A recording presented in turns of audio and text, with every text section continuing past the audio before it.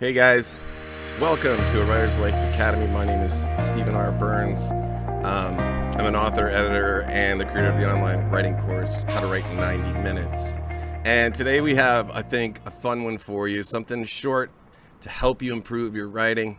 As you can see, I decided to take you guys outside with me today.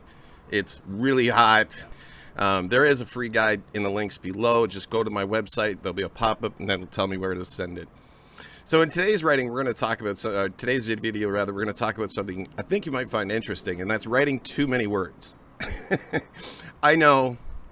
And this is coming from someone, guys, who wrote over 2 million words in a 5-year stretch to write a single fantasy novel. So what do I mean? Okay, let's dig in. What we're going to address is 2 common writing mistakes in this video, and one is about understanding and the other one is about spacing.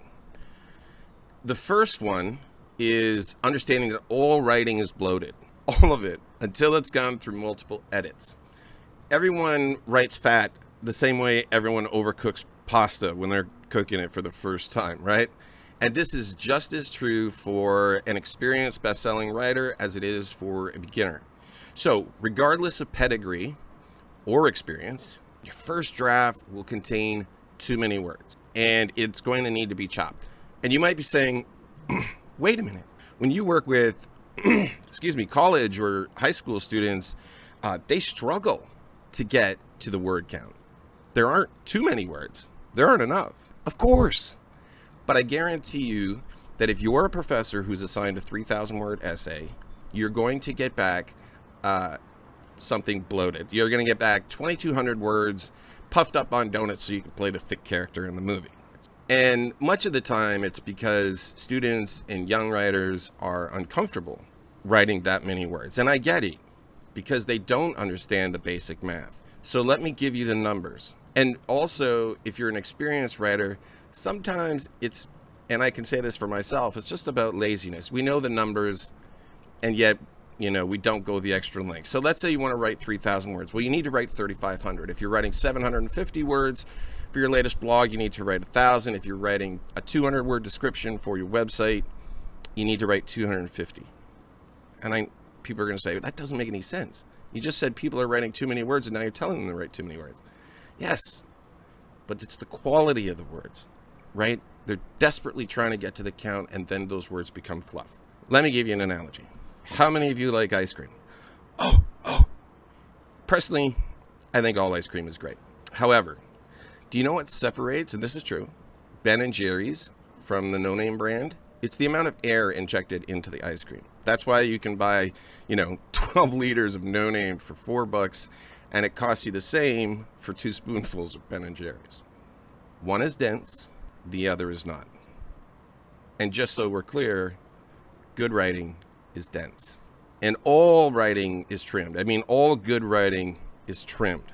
Just like that hedge on the screen. You write to cut. Because once you have the tree up, you need to trim it, in a literal sense. The last thing you want is a piece filled with fluff. And so here's my rule of thumb if you want to write down the numbers. I expect to cut between 10 and 20% of everything I write. Your writing needs to be lean and dense, Just like those people doing fitness and shaving commercials. God, I hate those guys, the chin that could cut through glass. But you can only do that if you understand you need to trim the fat off everything you write. The second part of that is young writers use too many words within individual sentences. Now, this speaks to what I was saying earlier, but let's narrow it down. Come up with a noun. Any noun. Ready? Go. Okay. My noun is Trisha. And no, she is not an ex-girlfriend. Okay. Now, a verb. Ready? Go. Okay. So my verb is ran. So if I put those two together, I have Trisha ran. Now, that is a complete sentence. Short, to the point, but it's a complete sentence, right? Easy to digest. But obviously, not all your sentences can be Jane sees dog. but it's important to understand the basics. Okay, so now what I want to do with you is we're going to flesh out a sentence with those 2 words. And I'm going to show you what I mean by too many words within a sentence. So I'm going to put it up on the screen and you can read it along with me.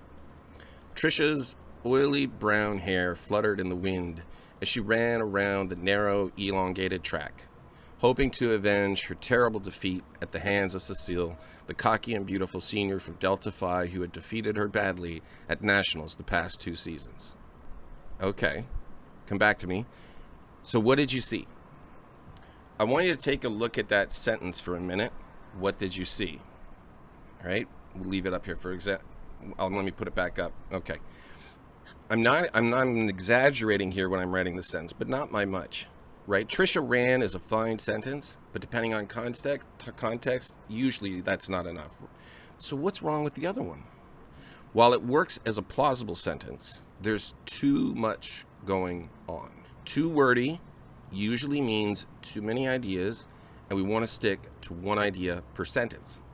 In the second sentence, we're talking about Trisha's, or the second part of the sentence, we're talking about Trisha's relationship with Cecile, we're describing it, and then we're using meaningless adjectives. Okay, so we're going to try it again, and let me put up the next slide so you guys can read it along with me. Trisha's hair fluttered in the wind as she ran around the narrow track, hoping to avenge her defeat at the hands of Cecile, the senior from Delta Phi who had defeated her at Nationals the past 2 seasons. Okay. I'm going to leave it up there for a second this time because we're going to look at it again. And I want you to see how we've removed, it's better, right? We've removed the unnecessary adjectives and adverbs and the sentence flows more smoothly. But it's still too wordy and too long. So let's try one more time, keeping in mind the principle of 1 thought per sentence. Trisha's hair fluttered in the wind as she ran around the narrow track, hoping to avenge her defeat at the hands of Cecile. The senior from Delta Phi had defeated her at Nationals the past 2 seasons. Now, I cheated a little there because in this case, I only shortened the sentence. Too many words in 1 sentence. But when I break it up, it doesn't read like that, does it? And instead of lingering, you're driving your piece forward. So, what have we learned? You're going to write fluff, right? So you need to write bigger than what the expectation is. And when you write individual sentences, make sure you narrow the sentence. Do not put in unnecessary adjectives. Do not add unnecessary adverbs. Try to make sure that you keep it to 1 thought per sentence. 1 thought per sentence. So you're not actually talking about someone's relationship and then also what happened on the track and their athletic record, all of that. And that will continue to push your pace. It'll make it more readable. People will not be stopping, which I always tell you is like the sin, right? If you have to make a reader reread the sentence. Anyway, guys, I hope this helped. My name is Stephen Burns, and please share this video with someone. If you know someone, obviously it's on YouTube, so it's free. But if you think of someone that could use some help writing, you know a student or a fellow student, or someone, an entrepreneur, or anybody who just wants to get better, please let them know about this channel, and I'd love it if you would subscribe as well. Okay, guys, take care of yourselves, and we'll talk to you soon.